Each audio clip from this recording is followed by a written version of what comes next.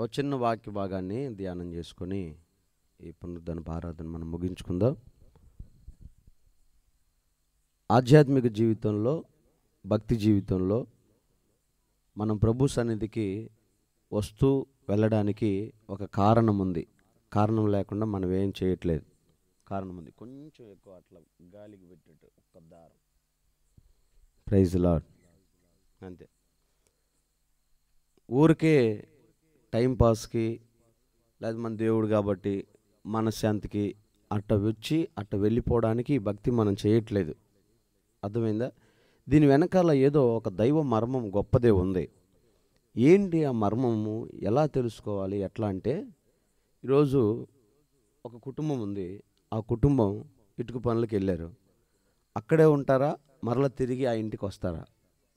తిరిగి వస్తారు కదా. దేవుని వాక్యంలో రాయబడిన మాట ఏంటంటే, మన ప్రభు మనల్ని పరలోకం నుంచి భూమి మీదకి పంపాడంట.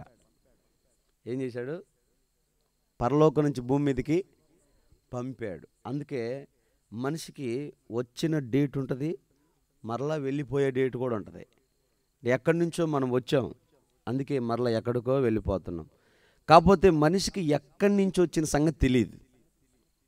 అందుకే పోయేటప్పుడు కూడా ఎక్కడికి పోతాడో తెలియక చచ్చిపోయాడు, వెళ్ళిపోయాడు, చచ్చిపోయాడు, వెళ్ళిపోయాడు, ఈ మాటలన్నీ మాట్లాడు. ఎక్కడికి పోయాడు అంటే తెలియదు.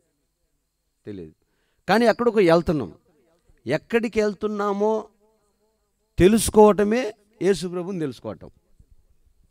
తెలుసుకోకపోతే, యేసుప్రభుని తెలుసుకోకపోతే మనకు అర్థం కాదు. ఏంటి ఆ మర్మం అంటే, ప్రకటన గ్రంథం 22వ అధ్యాయము 12వ వచనంలో ఒక మంచి మాట యేసయ్య చెప్తారు. మీరు చదవాలనే నేను ఈ వాక్యం చెప్తున్నా, లేకపోతే ఇవన్నీ నాకు గుర్తున్నాయి, మీరు కూడా చదివి వింటే బాగుంటుందని. చదువమ్మా. ఇదిగో త్వరగా వచ్చుచున్నాను,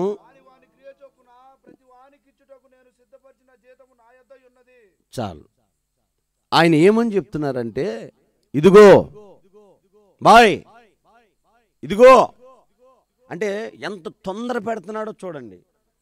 ఆ మాట బైబిల్లో చివరి పేపర్లో ఉంటుంది. ఆ మాట, ఇదిగో నేను త్వరగా వచ్చుచున్నాను, వాని క్రియల చొప్పున వానికి జీతం ఇవ్వడానికి వాడి జీతం నా దగ్గర ఉంది, నేను వచ్చి మీ లెక్క సరి చేస్తానని చెప్పాడు. అర్థమైందా? అంటే దేవుని దగ్గర మన జీతం ఉందంట. జాగ్రత్తగా వినండి. నీ కూలి, నీ జీతం, నీ ఆస్తి, నీ ఐశ్వర్యం ఎవరి దగ్గర ఉంది? యేసయ్య దగ్గర ఉంది. ఆయన వస్తాడు.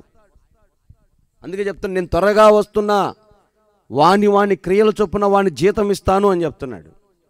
అంటే ఇంతకు ముందు కూడా యేసు ప్రభు 2024 సంవత్సరాల క్రిందట భూమి మీదకి వచ్చాడు కదా. అంతకుముందు యేసు ప్రభు భూమి మీద లేడుగా. ఎక్కడున్నాడు? పరలోకంలో ఉన్నాడు. చెప్పాడు, కొందరు ప్రవక్తలు చెప్పారు, ఇదిగో పలానా టైంలో యేసు ప్రభు భూమి మీదకి వస్తాడు, ప్రాణత్యాగం చేస్తాడు, మరణిస్తాడు, 3 రోజుల తర్వాత తిరిగి లేస్తాడు, ఆరోహణం వెళ్తాడు, మరలా వచ్చి తన సంఘాన్ని తీసుకెళ్తాడని యేసు ప్రభు పుట్టక ముందే చెప్పారు. చెప్పింది చెప్పినట్టుగా జరిగిందా, జరగలేదా? ఆయన వచ్చాడు, 33 సంవత్సరాలు బతికాడు, ప్రాణం పెట్టాడు, తిరిగి లేచాడు, వెళ్ళిపోయాడు. మరి ఇన్ని జరిగినప్పుడు మరలా వస్తానని చెప్పాడు. జరుగుతుందా, జరగదా? జరిగిద్దిగా, నమ్మకమేగా. వస్తానని చెప్పినవాడు రాకుండా పోతాడా? కాస్త ఆలస్యం అవ్వచ్చు. 24 కాకపోతే 25 వస్తాడు, 25 కాకపోతే 35 వస్తాడు, 35 కాకపోతే 45, ఏదో ఒకరోజు ఖచ్చితంగా వస్తాడు. వస్తే నీ జీతం ఇవ్వడానికి నీ క్రియలు ఆయనకు కావాలంట. క్రియలంటే ఏంటి? మనము దేవుని నమ్ముకున్న తర్వాత మన భక్తిలో వేసిన అడుగులు, చేసిన ఆలోచనలు, ప్రార్థనలు, పరిచర్యలు, కానుకలు, దేవునికి సంబంధించిన సువార్త మాటలు, పాడిన పాటలు, చేసిన పరిచర్యలు, దేవుని కొరకు ఏమేమైతే మనం చేశామో అవే మన క్రియలు.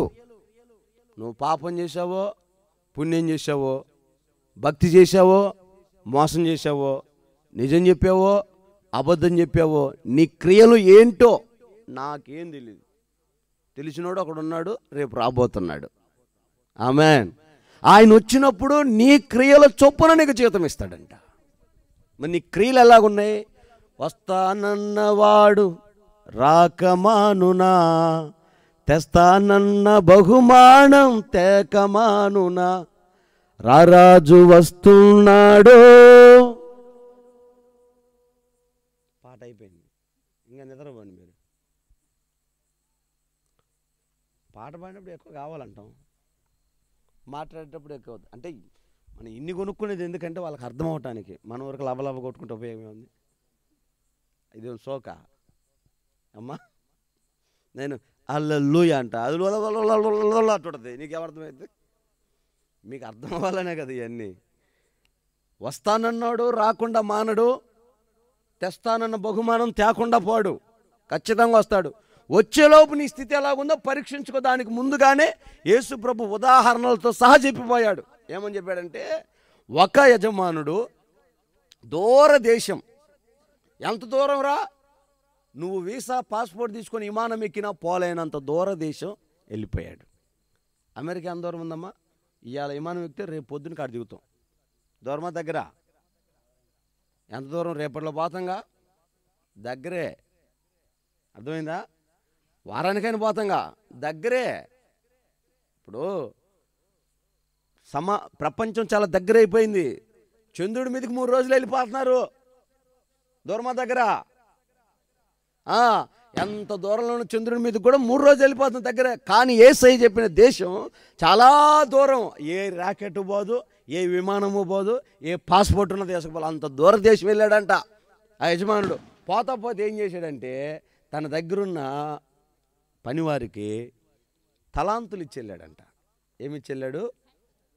తలాంతులు. ఒకడికి 1 తలాంతు ఇచ్చాడు, ఒకడికి 2 తలాంతులు ఇచ్చాడు, ఒకడికి 5 తలాంతులు ఇచ్చాడు, ఒకడికి 10 తలాంతులు ఇచ్చాడు. తలాంతులు అంటే ఆశీర్వాదాలు. తలాంతులు అంటే ఆశీర్వాదాలు. తలాంతులు అంటే నీ వలన కలిగే మేలు, నీకు చేతనైనదేదో అది.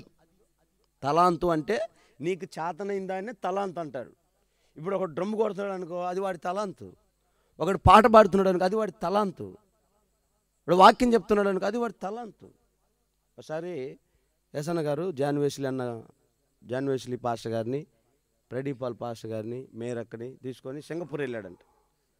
సింగపూర్ వెళ్ళి అందరూ కొరియా వాళ్ళు, చైనా వాళ్ళు అందరూ పాటలు పాడుతూ ఉంటే యసన్న గారు వెళ్ళి జాన్వేస్లీని వెళ్ళి పాట పాడిపో అన్నాడంట.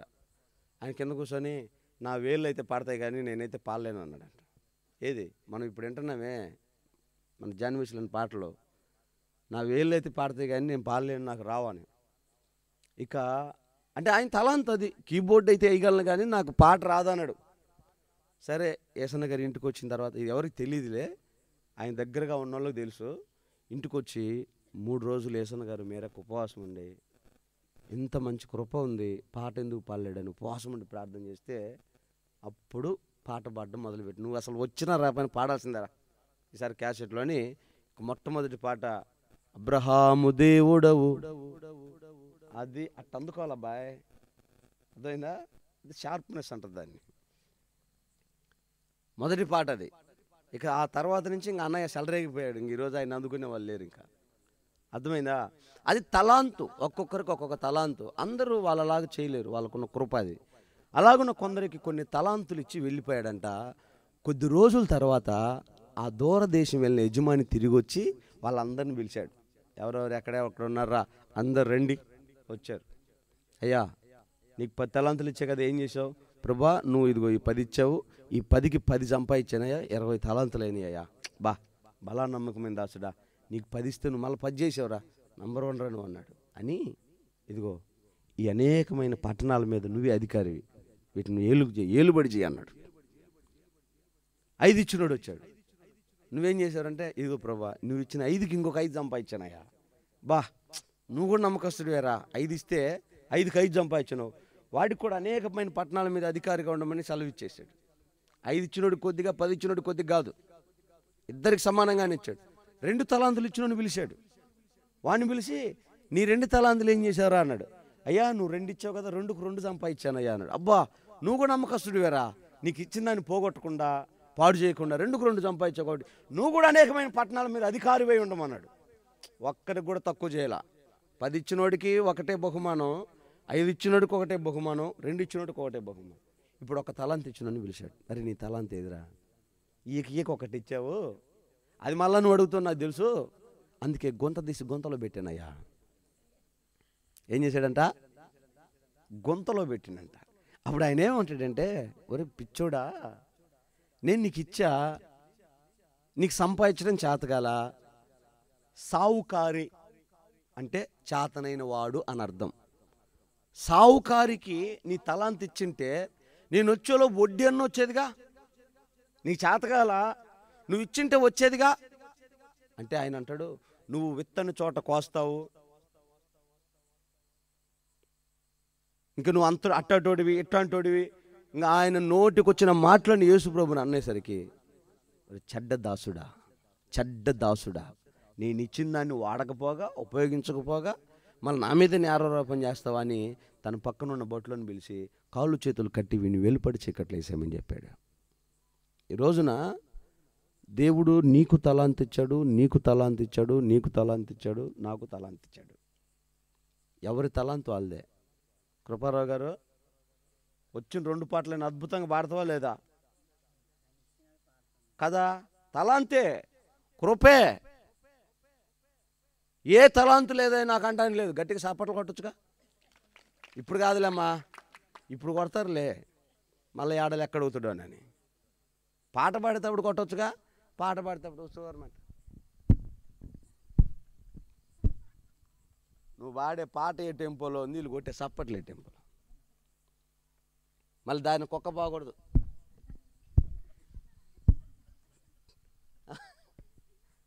మనిషి పోకూడదు, ఇది మాత్రం ఆఫరు. కుక్క పోకూడదు, మనిషి పోకూడదు, ఉరుమురమకూడదు, ఆడ శబ్దం రాకూడదు. నీకు ఇచ్చిన తలాంతు భక్తి, ఆరాధించే కృప. నువ్వు దైవ ధ్యానంలో ఉండాలి. దైవ ధ్యానం అంటే ఏంటి తెలుసా? పురాణాల్లో, ఇతిహాసాల్లో వాటిలో రాయబడి ఉంటుంది. మునులు తపస్సు చేయడానికి బాస్పట్లేసం కూర్చొని ఉంటే సర్పాలు పైకెక్కి దిగుతాయి అంటే వాళ్ళ కింద మీదకి. అయినా వాళ్ళు చెలించరు.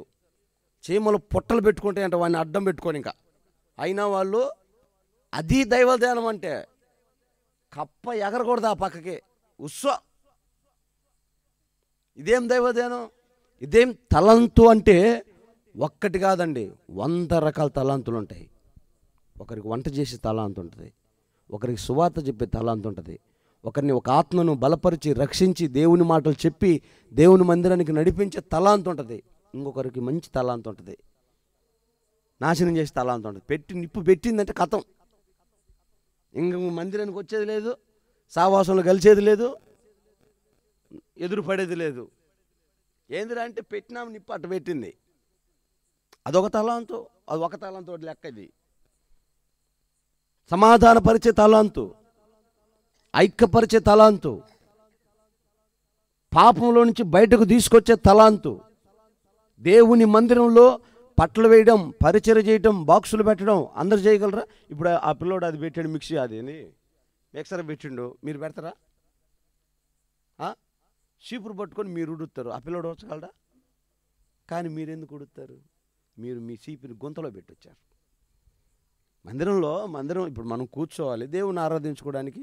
ఆ భగవంతుడు ఎందుకో ఎన్నాళ్ళలో మరి రోడ్డు మీద యాపన, ఈ కాల యాపన, దానికి ఎవరు అడ్డం పడుతున్నారో, ఆ టికెట్ ఎప్పుడు లేచి వద్దో తెలియదు. అడ్డం పడి టికెట్, ఆటంకపరిచే టికెట్ ఎన్ని రోజులు ఇది నడివీధుల్లో రోడ్డు పాలు చేస్తారో తెలియదు. కానీ సరే ఏడే ఉంది, సరే దేవుని స్తోత్రం, ఏం కాదు. మహానుభావులందరూ, గొప్ప గొప్ప సంఘాలన్నీ వీధి లైట్ల కిందనే మొదలైన యేసు రక్తమే జయం. హల్లెలూయా. అయినాయి. సరే నువ్వు సంఘంగా నువ్వు ఉన్నావు, నీకు ఊడ్చుకోవడం రాదమ్మా? ఆడవాళ్ళకు సంసారంలో మొట్టమొదటి మెట్టు చీపురు పట్టుకుని ఊడ్చుకోవడమేగా. ఎంతమంది స్త్రీలు వచ్చి ఇక్కడ ఊడ్చారమ్మా? ఒకసారి వెళ్ళి చెప్పండి. ఇక్కడ ఊడ్చిన వాళ్ళు ఎవరు? పట్లేసి దానికి మీకుందిలే, మీ చీపురు కట్ట మీరు గుంతలు పెట్టి వచ్చారుగా, మీకుంది. వస్తాడు ప్రభు, వస్తాడు రేపు పొద్దున. వాణ్ణి క్రియల చొప్పున జీతం ఇవ్వడానికి వస్తాడు, అడుగుతాడు, వరుస పెడతాడు మిమ్మల్ని అందరినీ. నీ క్రియలేయమ్మా? పట్లేసావా? సాపలు తీసావా? గుడ్డుతికావా? మందిరం ముడ్చావా? మందిరం అడిగావా? ఇప్పుడు ఆయనకున్న కృప రంగేపిచ్చాడు, పెయింట్ అంతా కింద పడింది. ఊడ్చేదానికి ఏమైంది? ఏ పీటు నీకు శాతకాల పడ్డది. ఊడవడానికి ఏమైంది? తొడవడానికి ఏమైంది? దానికి మళ్ళీ నేను సర్టిఫికెట్ అమ్మారవత సంతకం పెట్టియాలా? నువ్వు ఊడ్చమ్మా, నీది బాధ్యత అని చెప్పాలా? దేవుని మందిరానికి ఎవరు ఊడిస్తేమైంది? ఎవరు దుడిస్తేమైంది?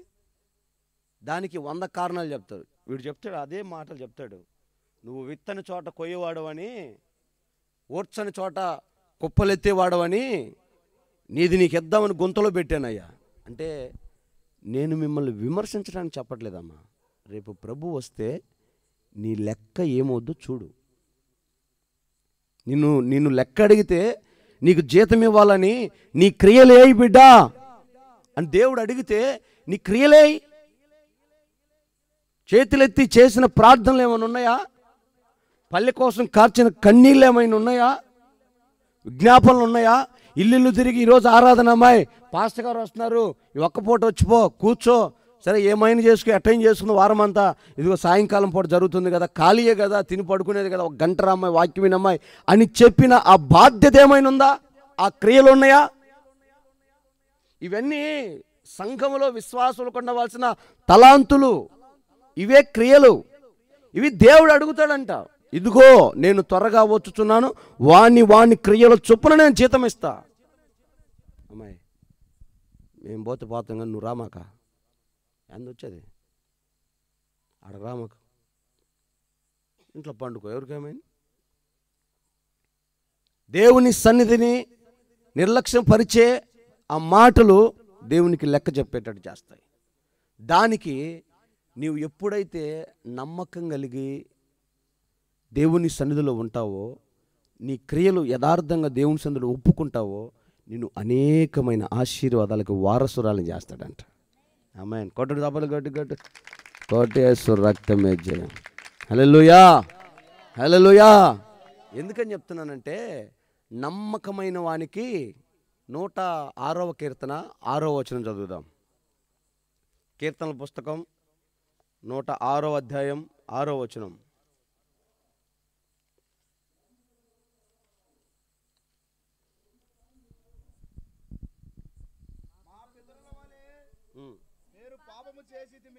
ఇంకా కిందకి రా. నమ్మకమైన వానికి నమ్మకస్తులు ఎదుగుతున్నట్టు చూడు.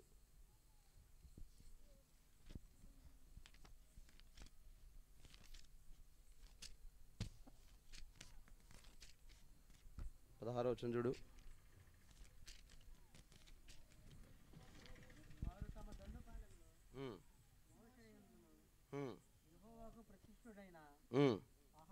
నూట 1వ కీర్తన 6వ వచనంలో ఏమనుందంటే, నా యొద్ద నివసించినట్లు దేశములో నమ్మకస్తులైన వారిని నేను కనిపెట్టుచున్నాను. ఆమేన్. హల్లెలూయా. దేవుడు ఎవరి కోసం ఎదురు చూస్తున్నాడంట? నమ్మకస్తులైన వారి కోసం. దేంట్లో? నీకిచ్చిన ప్రతి తలాంతులో దేవుని కొరకు సంపాదించే దాని కొరకు నువ్వు అడుగులు వేస్తావా లేదా నమ్మకత్వం కోసం చూస్తాడు. దేవుడు నీకు ఒక ఆశీర్వాదం ఇచ్చాడంటే ఇక దాంతో సర్దుకోమనివ్వడు. నేను ఇచ్చిన ఈ ఆశీర్వాదంలో ఈ బిడ్డ ఎంత నమ్మకంగా ఉంది. దేవుడు నీకు ఆరోగ్యం ఇచ్చాడంటే ఈ ఆరోగ్యంలో నా కోసం ఎంత ప్రయాసపడుతుంది. ఒక ఉద్యోగం ఇచ్చాడంటే ఈ ఉద్యోగంలో నా పరిచర్యకి ఎంత సహకారం ఉంది. ఒక పంట ఇచ్చాడంటే, ఒక పశువుని ఇచ్చాడంటే, ఒక వివాహ జీవితం ఇచ్చాడంటే ఆ కుటుంబం ద్వారా దేవుడికి ఎంత ఘనత తెస్తున్నాడు దేవుడు ఖచ్చితంగా చూస్తాడు. ఊరక పుట్టామా, బతికామా, 40 ఏళ్ళు పుట్టి 40 ఏళ్ళు సంసారం చేసామా, తర్వాత సర్దుకొని వెళ్ళిపోయామా, చరిత్రలో కలిసిపోయామా అనే దానికి మనిషి భూమి మీదకి రాడు. నువ్వు ఎక్కడి నుంచి వచ్చావో అక్కడికి వెళ్ళడానికి దేవుడు నిన్ను తీసుకొని వచ్చాడు. ఈ క్యారెక్టర్, ఈ జీవితం, ఈ బ్రతుకు దినములలో నీ క్రియలు దేవుని ఎదుట మొత్తం నమోదు చేయబడతాయి. హల్లెలూయా. ఇప్పుడు రోడ్డు మీద బాతుంటారు, ఎవరెవరు పొలాలు నీకు తెలుసా? ఎంఆర్ఓ ఆఫీస్కి పోతే మొత్తం బయటకు వస్తాయి. అర్థమైందా? స్టార్టింగ్లో ఎవరిది, ఎవరు కొన్నారు, ఎవరు ఇచ్చారు, ఏ సంవత్సరం, మొత్తం అడంగలంటారు దాన్ని. అన్ని చరిత్ర మొత్తం వస్తుంది దానికి. మరి దీనికి సంబంధించిందే భూ సర్వే. నువ్వు ఉన్నావు, నీకు ఎంతమంది తెలుసు? మీ నాన్న, మీ జేజి నాయన, వాళ్ళ నాన్న. ఆ తర్వాత అయ్యగారు మీ నాన్న పేరు ఏంది? మీ జేజి నాన్న పేరు ఏం నవ్వుతాడా? వరే వరే వరే ఇంత పేరని చెప్పకుండా పోయినరా ఏలమంది వాళ్ళ నాన్న పేరు ఇంకా అయిపోయా. కానీ దేవుడి దగ్గర వాళ్ళ నాన్నల పేర్లు కూడా ఉంటాయి. ఉంటాయా ఉండవా? మరి మన క్రియలు ఉండవా? వాళ్ళ పేర్లు దాపెట్టినోడు, వాళ్ళు ఎవరిని దాపెట్టినోడు నీ ఎవరు నా ఎవరిని దాపెట్టడా? నీ కథ నా కథ ఆయన దగ్గర ఉండదా? సీడీఏ చూపిస్తా నీకు. హల్లెలూయా. మరి అంత గొప్ప భగవంతుణ్ణి, ఆ దేవుణ్ణి ఆమర్చడం మనకు అవసరమా? మనం ఇక అయిపోయింది, మన జీవితం ఇంచుమించు సగం అయిపోయింది. సగం ఏంది మీదైతే మొత్తం 75% కంప్లీట్ చేశారు. మిగిలింది 25. ఏ రోజో ఈ శేష జీవితం ముగింపు ఏనాడో. మాకు విశాఖపట్నంలో ఒక డాక్టర్ గారు ఉండే, హోమియోపతి డాక్టర్ గారు. ఆయనకి ఒక నెలకి ఆయన ఇంచుమించు 1,50,000 1,70,000 సంపాదిస్తాడు ఒక నెలకి. అంతమంది పేషెంట్లు వస్తారు. అయితే ఆయన సోమవారం నుంచి గురువారం వరకే వైద్యం చేస్తాడు. శుక్రవారం శనివారం ఆదివారం సెలవు. ఏం చేస్తారు ఈ 3 రోజులు? మంచి బొలెరో వ్యాన్ ఒకటి తీసుకొని దాంట్లో జనాన్ని ఎక్కించుకొని ఈ బుడకలు ఉంటలా, ఆదివారం మన చర్చిలు కట్టారే ఆ బుడకలన్నీ దాంట్లో వేసుకొని ఇక బాగానే అంటాడు డ్రైవర్కి డీజిల్ పంపించి ఆడికి. ఆయన విశాఖపట్నంలో కదా, దగ్గర శ్రీకాకుళం పలాస దగ్గరలోని ఒరిస్సా దగ్గర బార్డర్లో రాయచోటి ఆ జిల్లా దగ్గరగా ఉంటుంది. ఒరిస్సాకి వెళ్ళి ఆ 3 రోజులు సువార్త, ఒక చిన్న స్టవ్, అన్ని బియ్యము, అన్ని కందిపప్పు వేసుకొని ఇంకా ఈ డ్రైవరు కారు తోలుతూ ఉంటే ఆ పక్కన వాళ్ళు పాటలు పాడుతూ ఉంటే ఈ డాక్టర్ గారు వెనకాల కూర్చొని ఆ బుడక పెట్టుకొని ఉఫ్ ఉఫ్ అని ఊదుకుంటూ ఉంటాడు. బుడకలన్నీ దారాలు కట్టుకుని కారు నిండి వేసుకుంటూ ఉంటాడు. ఎందుకయ్యే బుడకలు అనుకుని మాకు అర్థమయ్యేది కాదు. ఇట్టాగా ఒక వీధిలో కూటం పెట్టి కారు పక్కన ఆపి ఒక పాట పాడతాడు. ఆయనకేమో 4 మందం, నోరు తిరగదు. ఏం పాట పాడదు తెలుసా?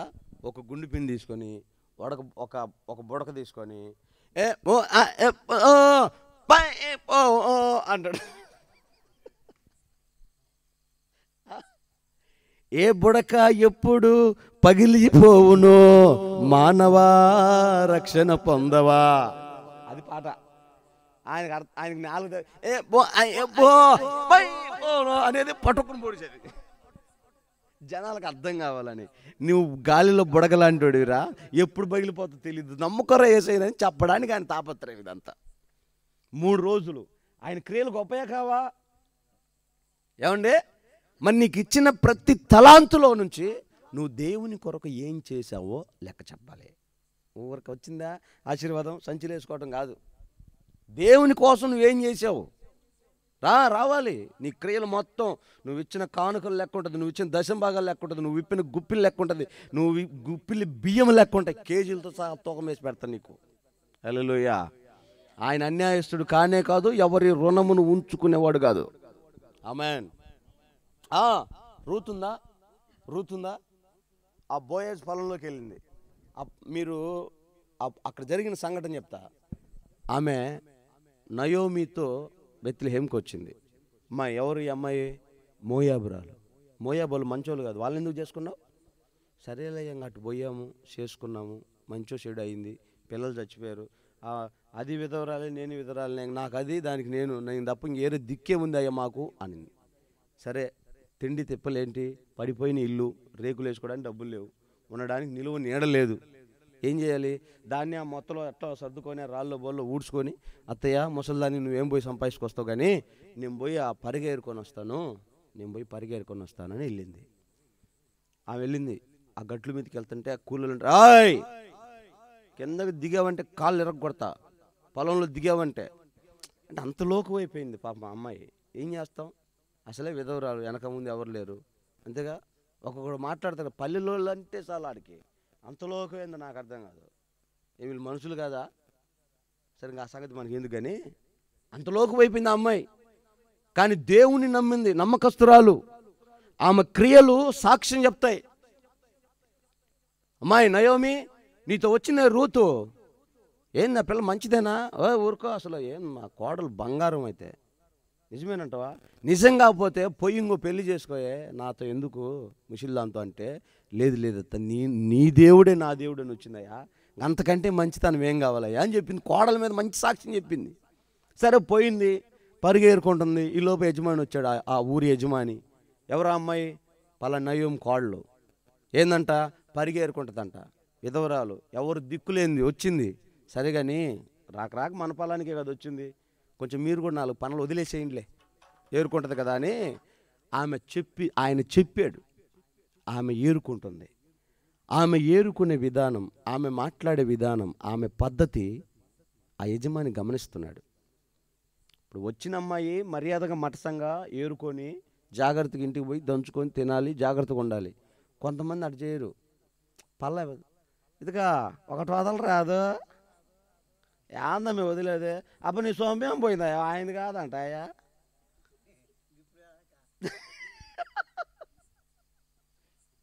పోయిన పని చూసుకొని రారు. ఆయన అన్నట్టు టమాటాలు కొనుక్కోవడానికి పోయిందంట.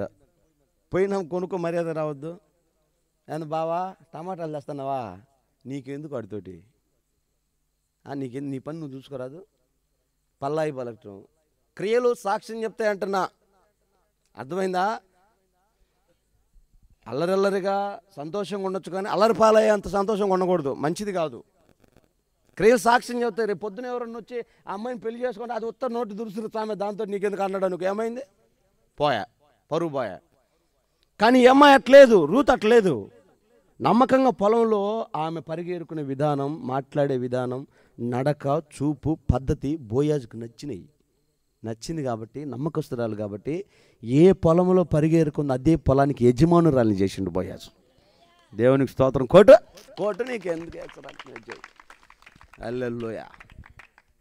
నమ్మకత్వానికి రూతుకు జీతం ఏంటయ్యా అంటే, ఏ పొలంలో కూలి పనికి పోయిందో అదే పొలానికి యజమానురాలైంది. అట్టుంటుంది ఆశీర్వాదం యెహోవా ఇస్తే. ఎన్నాళ్ళు ఏరుకుంటావు పరిగా, పల్లాయిలు పలుకుతా, ఎన్నాళ్ళు కూలి పని, ఎన్నాళ్ళు దరిద్రం, ఎన్నాళ్ళు పేదరికం. మార్పు చెందవా, మారు మనసు పొందవా, బాప్తిసం తీసుకోవా, నీ క్రియలు నిజాయితీగా నీతిగా దేవుని ఎదుట కనబరుచుకోవా, కూటికి కక్కుర్తి పడతావా, కక్కిన కూటికి క్షణికమైన పాపానికి నీ జీవితాన్ని తాకట్టు పెట్టుకుంటావా? ఏముంది, రాత్రి ఎవరు చూడకుండా అడవుడికి షట్లు పోయి పాపం చేసి వచ్చావు, పొద్దున ఏమైంది, మళ్ళీ నీ పని నువ్వు చేసుకోవద్దు. ఏం బలం వచ్చిందా? ఏమమ్మా పాడైపోయిన కిడ్నీలు ఏమైనా బాగైనాయా, లివర్లు ఏమైనా బాగైనాయా, లేదా కండరాలు ఏమైనా పెరిగినాయా పాపం చేయటం వల్ల? సంసారాలు కూలిపోవటమేగా, ముఖాన్ని ఊపించుకోవటమేగా. నీ క్రియలు ఏయి? విధవరాలైనా ఎలాంటి సాక్ష్యం ఉండిందో చూడు. బతికితే అట్ట బతకలేస్తున్నామలో. ఊర్లో వాళ్ళు కూడా తల ఎత్తి మన ముందు పోవాలంటే ఇంకా దానికి తెలుగు భాష నేను చెప్పలేనులే, మీకు తెలుసు. అట్ట బతకాలా, దానికి కులంతో పనిలా, మతంతో పనిలా, దేంతో పనిలా. మాట చక్కకుంటే, నోరు మంచిదైతే అది దాని బతకాలి. దేవుడు కోరుకునేది అది. రూతుని ఆశీర్వదించాలి దేవుడు. ఒక్క రవ్వలోనే ఏదిరా నీకు ఇచ్చిన తలాదంటే నువ్వు మంచోడు కాదు అని గుంతలో పెట్టానయ్యా. మరి నిన్ను ప్రేమించి, రక్షణ ఇచ్చి, బాప్తిసం ఇచ్చి, ఇంత మంచి పాస్టర్ని పంపించి, ఇంత మంచి ఉపదేశం చెప్పిస్తుంటే బుర్రకథ ఏం చెప్పట్లేదుగా, అబ్రహాం కథలు, జక్కయ్య కథలు చెప్పట్లేదుగా, దేవుని రాజ్యానికి మిమ్మల్ని దేశపాలనేగా చెప్తుంటే నువ్వేం నేర్చుకున్నావు? ఏమైపోయింది నువ్వు విన్న వాక్యం అంతా అంటే, అయ్యా టీవీ కాడి బాగానే మర్చిపోయానయ్యా, టీవీ సీరియల్ పెట్టగానే మర్చిపోయానయ్యా, రాజకీయంలో పడగానే మర్చిపోయానయ్యా అని చెప్తే దేవుడు క్షమిస్తాడా? ఆలోచన చేయండి. నీ జీతం నువ్వు పొందుకుంటా వేస్తున్నామల్లా, మంచిదా చెడ్డదా నీ జీతం? ఇంటికి పోయి పండుకొని ఆలోచన చేసుకో. అయ్యా ఇన్ని సంవత్సరాలు బతికావు కదా, ఇన్ని సంవత్సరాలు బతికారు కదా, ఇన్ని సంవత్సరాల ఆధ్యాత్మిక జీవితంలో నీ జీవితం దేవుడు నీకు ఇచ్చేదా, కొరడాతో కొట్టేదా, కాళ్ళు చేతులు కట్టి అంధకారం లేసేదా? ఏంటి నీ జీతం ఏంటో ఒకసారి తెలుసుకో. ఒక్క మాట చెప్పి ముగిస్తా. నిర్గమకాండం 2వ అధ్యాయం 10వ వచనం చదవండి అమ్మా. తొందర చదవండి, నేను ముగిస్తున్నా. నిర్గమకాండం 9వ వచనం చదువు. నెమ్మదిగా చదువు. ఫరో కుమార్తె ఆమెతో ఈ బిడ్డను తీసుకొని పోయి నా కొరకు వానికి పాలిచ్చి పెంచుము. చాలు. ఫరో కుమార్తె ఆ బిడ్డను పట్టుకొని ఆమెతో చెప్తుంది, ఇదిగో నా కోసం వీడికి పాలిచ్చి పెంచు, నేను నీకు జీతం ఇస్తా. ఎవరు ఇస్తారంట? ఫరో కుమార్తె ఆమెకు జీతం ఇస్తుందంట. ఈయన పెంచితే. ఎవరు పెంచితే? మోషేని నా కోసం పెంచు, నేను నీకు జీతం ఇస్తానన్నది. ఏమి ఇచ్చి ఎట్లా పెంచాలా? పాలు ఇచ్చి పెంచమంది. ఇప్పుడు మోషే తల్లి మోషేకి పాలు బట్టి, మోషేకి జాగ్రత్తలు చూసి మోషేని పెంచి పెద్ద చేసింది. ఇప్పుడు ఫరో కుమార్తె మోషే తల్లికి జీతం ఇచ్చింది. వెండి ఇచ్చిందో, బంగారం ఇచ్చిందో, ధనధాన్యాలు ఇచ్చిందో, వైడూర్యాలు ఇచ్చిందో, రత్నరాశులు ఇచ్చిందో నాకు తెలియదు, కానీ జీతం ఇచ్చింది. అయితే మోషే ఎవరయ్యా అంటే సేవకుడు. ఎవరు?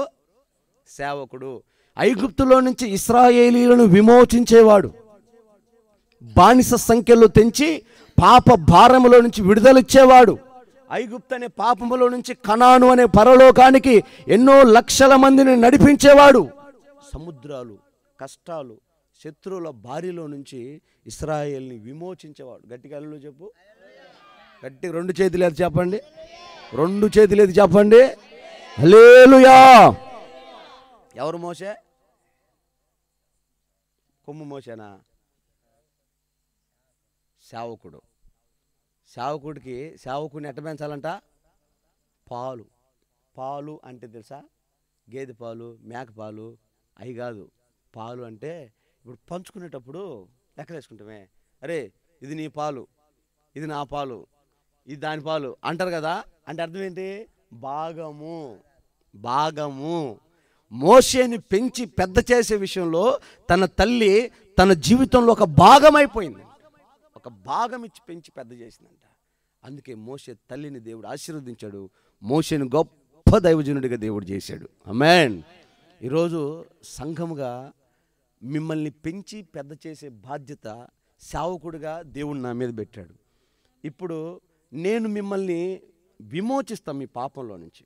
అమ్మ పాపం చేయమాకండి అమ్మ, అమ్మ దొంగతనం చేయమాకండి అమ్మ, అమ్మ సినిమాలు చూడమాకండి అమ్మ, అమ్మ తప్పు చేయమాకండి అమ్మ, అన్యాయం వద్దు, అక్రమం వద్దు, అబద్ధం వద్దు. ఎన్ని దైవజనుడిగా చెప్తున్నానా లేదా మీతో సరసం ఆడుతున్నా? ఎప్పుడన్నా మాట్లాడానాయా? ఎప్పుడన్నా తప్పు మాట్లాడానా? తప్పుడు చూసానా? నా నడతలో కానీ ప్రవర్తనలో కానీ మీలో ఎవడైనా సాక్ష్యం చెప్పగలరా?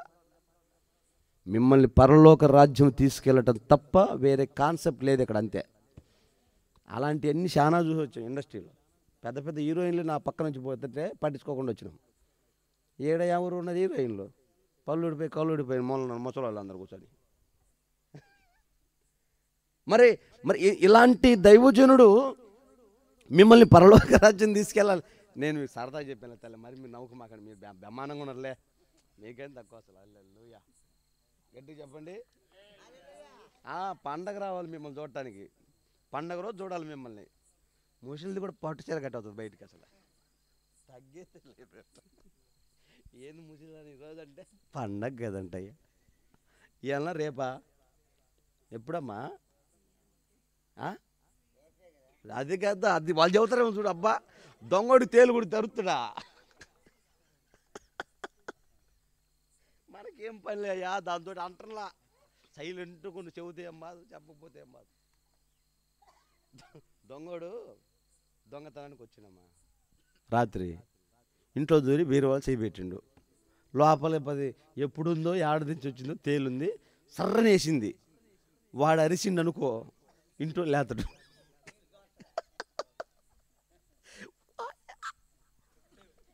అంటాడు కానీ నోట్లోంచి మాట రాదు. ఎందుకని? చేసింది తప్పు, దానికి అయింది. ఇక మాట్లాడు. ఇప్పుడు పండగ రేపు కదా, రేపు చూడాలా. కూటమేమో ఇవాళ అయిపోయా, రేపు రాబోతుంటున్నాయి. ఏం పర్లేదు, మీరు ఘనంగా ఆశీర్వాదకరంగానే ఉందురుగాక. ఆమేన్. ఇప్పుడు నేను మోషే వంటి దైవజనుడై మిమ్మల్ని పరలోక రాజ్యాన్ని నడిపిస్తున్నప్పుడంట మీరు సేవకుడికి పాలు ఇవ్వాలంట, పాలు భాగం ఇవ్వాలి. ఎలాగంటే నువ్వు చదువుతల్లి గలతీయులకు రాసిన పత్రిక 6వ అధ్యాయం 6వ వచనం. ఎవరో ఒకరు చదవండి, తొందరగా తీసిన వాళ్ళు. గలతీ పత్రిక చదువు మహేష్.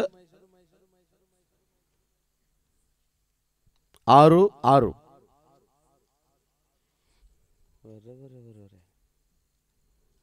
చదువమ్మా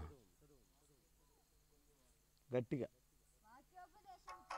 వాక్యోపదేశము పొందువాడు ఉపదేశించువానికి మంచి పదార్థములన్నిటిలో పాలియవలెను. అవునా? అర్థమైందా? దైవజనుడైన పౌలు గారు సంఘానికి లేఖ రాస్తున్నాడు. వాక్యోపదేశం వినే మీరు వాక్యం చెప్పే మీ దైవజనుడికి మంచి పదార్థములలో, కుంటికోడి కాదు, ఎసన్న గారు చెబుతారు చూడు, కోడినంట తీర్మానం చేసిందంట అమ్మ, మా ఈ కోడి పాస్టర్ గారికి ఏడబట్టుకొస్తాడు పాస్టర్ గారు, ఇవన్నీ నీకు ఎవరు చెబుతారో, ముసలాం అంటుంది నన్ను, నాకెవరు చెబుతారు, ఏసై చెబుతాడు చెప్పి. కోడి గుడ్లు పెడితే 13 పిల్లలు చేసిందంట. ఒక పిల్ల ఏసయ్యకి అనుకుంది, ఇంకా కాపాడుతుంది జాగ్రత్తగా. మనవాడు మామూలుడా, వాడంత దోలోడు ఇంకొక లేడు.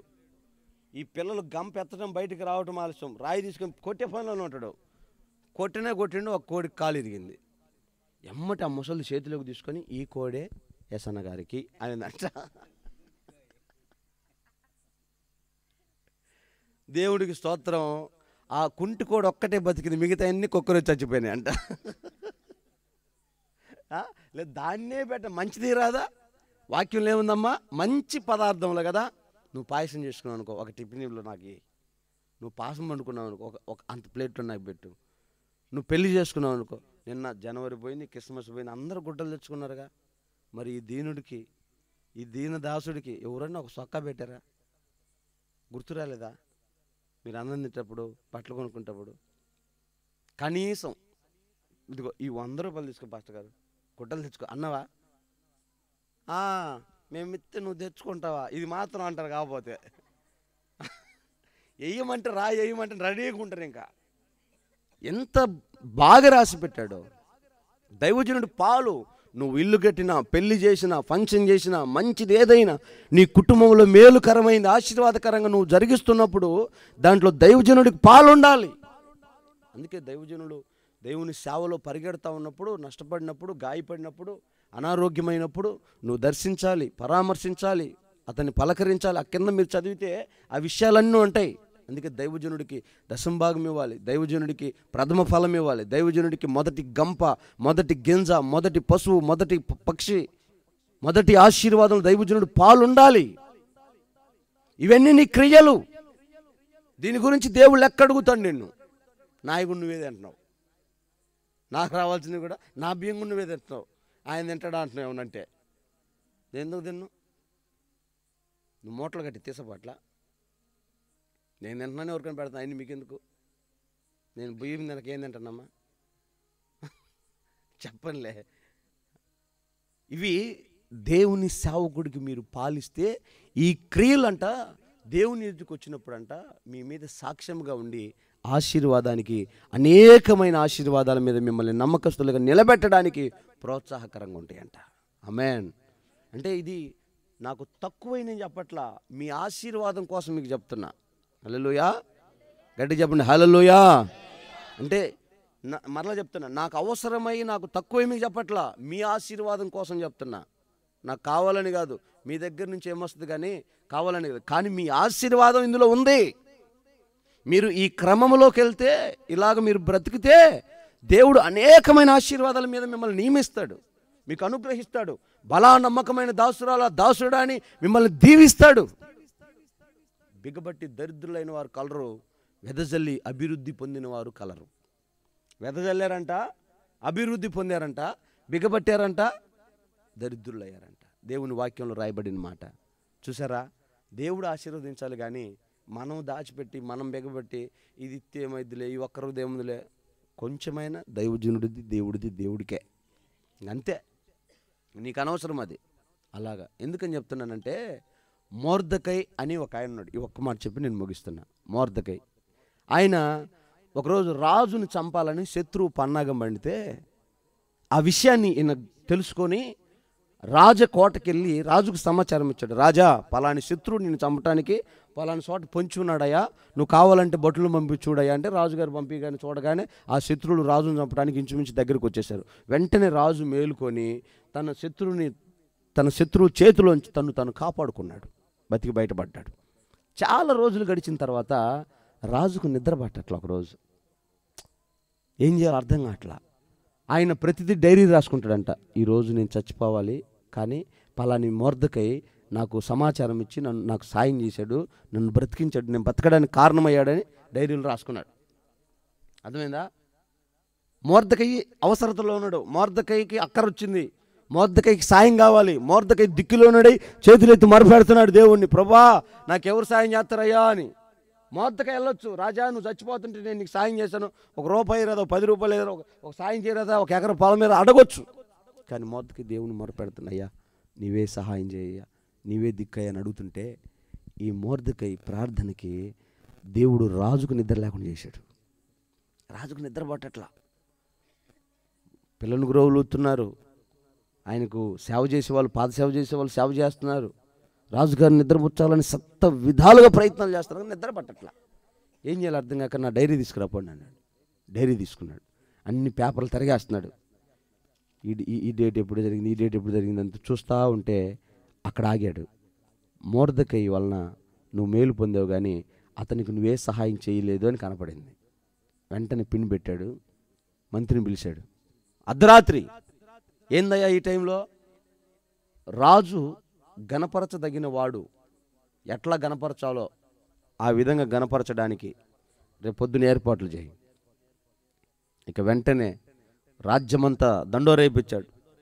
రాజుగారి గుర్రం, రాజుగారి రథం, రాజుగారి వస్త్రం, రాజుగారి కిరీటం, రాజుగారి దండం, ఇంచుమించు రాజు ఎలాగ ఊరిలోకి వస్తే ఉంటుందో అలాంటి ఊరేగింపుతో మొర్దెకైని తీసుకొని రమ్మని దేవుడు చెప్పాడు. హల్లెలూయా. ఒక్క విషయంలో మొర్దెకై సహాయం చేస్తే రాజుకు నిద్ర లేదు. నేను చెప్తున్నా, నా యేసయ్య పేరట నువ్వు దేవుని కొరకు కొంచెం చెయ్యి, నా దేవుడు నీకు సాయం చేసేవరకు ఆయన నిద్రపోడు. హల్లెలూయా. ఆయన మరచిపోడు, మరచిపోవుటకు అన్యాయస్తుడు కాడు. నేను ప్రకటించే యేసు ఎవరో తెలుసా? ఎవరి రుణమును ఉంచుకునేవాడు కాదు, ఎవరిని మేలును దాచుకునేవాడు కాదు, మరచిపోయేవాడు కాదు. దానికి 100 రెట్లు తిరిగి మరలా ఇక మందు పరమంది ఇచ్చేస్తాడు యేసునామములో. ఆమేన్. తీర్పు రోజున కూర్చున్నాడు, అందరికి కూర్చున్నాడు, వరుస పెట్టాడు. నువ్వు ఇట్రా, నువ్వు ఇట్రా, నువ్వు ఇట్రా, నువ్వు ఇట్రా, వీళ్ళందరూ నరకం లేచేయండి, వీళ్ళందరూ పరలోకం తీసుకురా అన్నాడు. వాళ్ళలో ఒకడు, అయ్యో మమ్మల్ని ఎందుకు నరకం లేస్తున్నావు అన్నాడు. ఒకడు, ఎందుకా? ఏనాడని నాకు ఒక సొక్క నీళ్ళు ఇచ్చావా, ఓ సొక్క పెట్టావా, ఓ ముద్ద అన్నం పెట్టావా, నీ ఇంట్లో ఆశ్రయం ఇచ్చావా, ఏనాడని ఒకరు ప్రేమించావరా పాస్టర్గా నన్ను అంటే వాళ్ళంట, నువ్వు మా ఇంటికి ఎప్పుడు వచ్చావయ్యా? ఏమన్నారు? నువ్వు మా ఇంటికి ఎప్పుడు వచ్చావయ్యా? వీళ్ళు అన్నారు, అయ్యా మేము ఎప్పుడు నీకు ఇచ్చామయ్యా నీళ్ళు అన్నారు. అప్పుడు అంటాడు ఆయన, నా పేరిట వచ్చిన నా సేవకుడికి గిన్నెడు చల్లనీళ్ళు ఇస్తే అవి నాకు ఇచ్చినట్టే. ఆమేన్. ఈరోజు మీరు సేవకుడిగా మీరు వేస్తున్న ప్రతి కానుక, ప్రతి గుప్పిలు విప్పిన బియ్యం, దశమ భాగం, ప్రథమ ఫలం, ఏదైనా మీరంతా పండగ పూట ఒక కానుక తీసుకొచ్చి నాకు ఇచ్చి నా చేతికి ఇచ్చారే, అది నాకు కాదు, మనం ఆరాధిస్తున్న యేసయ్యకి మనం ఇచ్చిన అర్పణ అది. ఆమేన్. హల్లెలూయా. ఆ తీర్పు దినమన ఆ క్రియలన్నీ బయటకు వస్తాయి. ఏమేం చేసామో, ఇప్పుడు ఇంతెందుకు అన్నోళ్ళు ఎవరో, ఇంతేనా అన్నోళ్ళు ఎవరో, ఇంకొంచెం కలుపుదాం అన్నోళ్ళు, ఇంకా చాలే అన్న అందరు బయటకు వస్తారు. అబ్బా నేనంత తిక్కలోని కాదు, దేవుడు అంత అమాయకుడు కదా, ఏం తల్లి నాకు తెలీదా? ఓ అబ్బా వయసు అన్నదే కానీ ఇంటికి తెల్లగైపోయింది అమ్మ. తిరిగి తిరిగి చూసి చూసి తిప్పలు పడి బోర్లు పడి కింద పడి పైకి లేచి అన్నీ చూసి వచ్చా. గాయం తెలుసు, అవమానం తెలుసు, నింద తెలుసు, ఘనత తెలుసు, ప్రేమ తెలుసు, ఆకలి తెలుసు, కష్టం తెలుసు, అన్నీ తెలుసు. పడొచ్చా. ఎందుకు? దేవుడు నేర్పుకొని వచ్చాడు, నేర్పుకొని తీసుకొచ్చాడు. ఆమేన్. కాబట్టి మన క్రియలకు జీతం ఆయన ఇవ్వబోతున్నాడు, రాబోతున్నాడు. ఆయన తొందరగా రాబోతున్నాడు. ఇదిగో నేను త్వరగా వచ్చుచున్నాను, వాని క్రియల చొప్పున జీతం ఇస్తాను.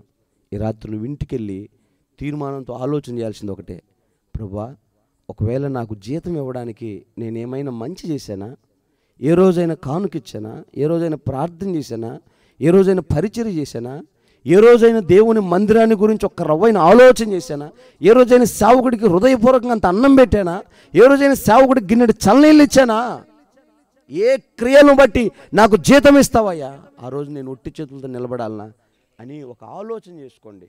ఒకవేళ దేవుడు నీతో మాట్లాడి నువ్వు ఇంకా నీ క్రియల వలన నువ్వు పొందే ప్రతిఫలం పెద్దగా ఏం లేదని నీతో చెప్తే, రేపటి నుంచే నువ్వు మందిరంలో వేగిరమే వచ్చి త్వరగా పరిచర్య చేసి దేవుని కొరకు సాక్షిగా ఉండు. నా దేవుడు యెహోవామందు పరమందు నిన్ను నీ పిల్లల్ని దీవించి ఆశీర్వదించుగాక. అందరు తలలు వంచి కళ్ళు మూసుకోండి, ప్రార్థన చేసుకుందాం. ఒక్క క్షణం అందరూ అలాగే తలలు వంచి కళ్ళు మూసుకొని మోకరించి ఒక చిన్న తీర్మానంతో ప్రార్థన చేసుకుందాం. ప్రభు ఈ రాత్రి ఒక శ్రేష్టమైన విషయాలు నీకు తెలియజేస్తూ వచ్చారు.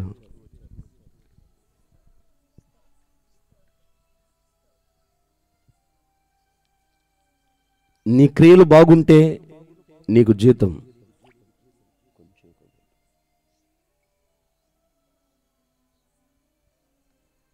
నువ్వు నమ్మకంగా ఉంటే మెండైన దీవెన.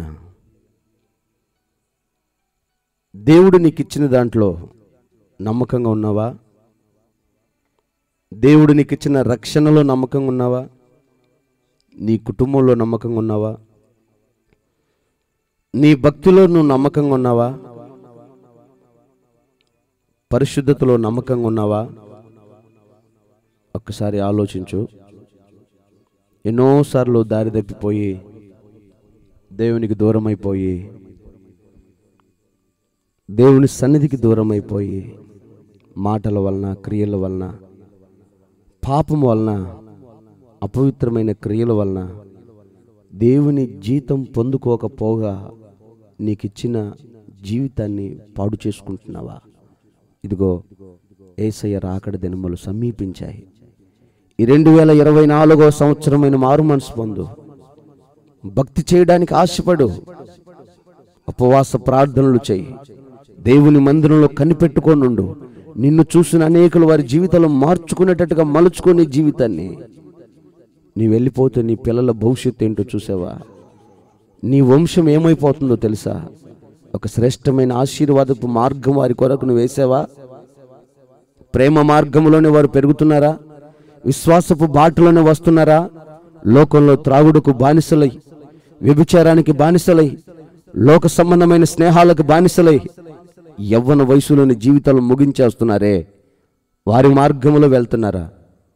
ఎలా ఉన్నారు? ఏం చేస్తున్నారు? ఒక ఆలోచనలోకి రా. నీ క్రియల వలన నీ కుటుంబానికి కలిగే మేలేమిటి? నీకు ఇచ్చిన ఆశీర్వాదాలను నువ్వు ఎంత నమ్మకంగా ఉన్నావు? ఈ రోజైనా ఒక తీర్మానం చేసుకో. దేవుని బిడ్డ, నా దేవుడు నిన్ను ఆశీర్వదించాలని, అనేకమైన దీవెనలు నీకు అనుగ్రహించాలని కోరుకుంటున్నాడు. ఆయన వచ్చే సమయానికి నువ్వు నమ్మకంగా ఉండు. అనేకమైన వాటి మీద నిన్ను నియమిస్తాడు. అందరూ అలాగే కళ్ళు మూసుకొని తీర్మానం చేసుకున్న వాళ్ళు, దేవుని కొరకు సాక్షిగా ఉండాలని ఆశించిన వారు మీ చేతులు ఆకాశం వైపు చాపండి. మీ కొరకు నేను ప్రార్థన చేయబోతున్నా. ప్రేమాశక్తి గల తండ్రి, పరిశుద్ధుడైన యేసయ్యా మీకు స్తోత్రం. ఈ రాత్రి పునరుద్ధరణపు ఆరాధనలో అయ్యా మా జీవితం గురించి, మా క్రియల గురించి మీ దాసుడి ద్వారా తేటగా మాతో మాట్లాడినందుకు స్తోత్రాలు చెల్లిస్తున్నాం. మా క్రియలు సరిచేసుకోవడానికి మీ వాక్కు మీ సేవకుడి నోటి నుంచి వినిపించారు. అందుకు వందనాలయ్యా.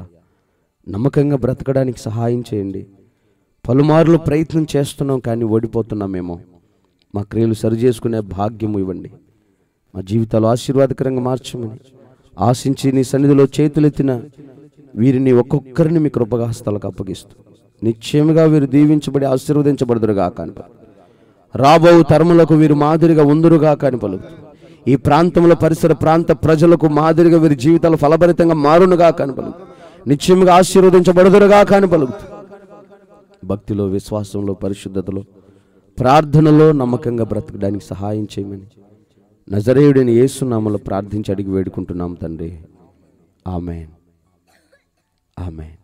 మన తండ్రి అయిన దేవుని ప్రేమ, కుమారుడిని యేసయ్య కృప, పరిశుద్ధాత్మ దేవుని సహవాసము సన్నిధి మనకు సకల కోటి పరిశుద్ధులకు సదాకాలము తోడేండి నడిపించునుగాక.